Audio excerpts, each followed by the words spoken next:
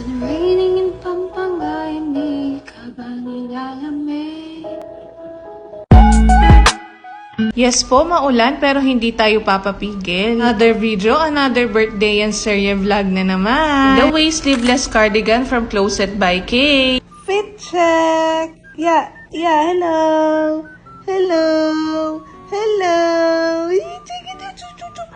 Medyo madilim na nga nung nakaalis kami gawa nitong ulan. Na talaga mila ko yung traffic yung palengke mabalakat, ne? Buti na lang dito sa Banban hindi masyadong traffic. Kaya naman ilang minuto lang ay nandito na nga kami sa kanila. O buti na lang talaga lagi kaming ini-invite. Diyang matako kami.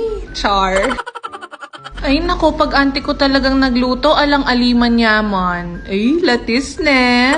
Ito namang batang to, sumisibi na naman, kaya ang ending akong huling kumain. Ito pa mong mga kasama ko, ayaw nagpapavideo pag kumakain kasi nawawala raw yung momentum nila. Alam mo talaga, ne? Ito ngang baso na binigay nila sa amin pang sosyal. Kaya naman sabi ko kay Kim ay mag-cheers kami kahit iced tea lang yan. Di rin namin pinalagpas tong cassava cake na gawa rin ng aking auntie. At syempre, yung paborito kong chocolate cake. At eto nga pala yung napaka-pogi nating birthday boy. Ito talagang batang to kahit na naka-aircon ay pawisin pa rin. Story time nga pala, itong auntie ko na to ay pumunta sa amin nung minsan. Pagkatapos ay bawat makita siya ni Aya ay umiiyak siya. Kaya ang ending, umuwi na lang itong auntie ko ulit sa kanila.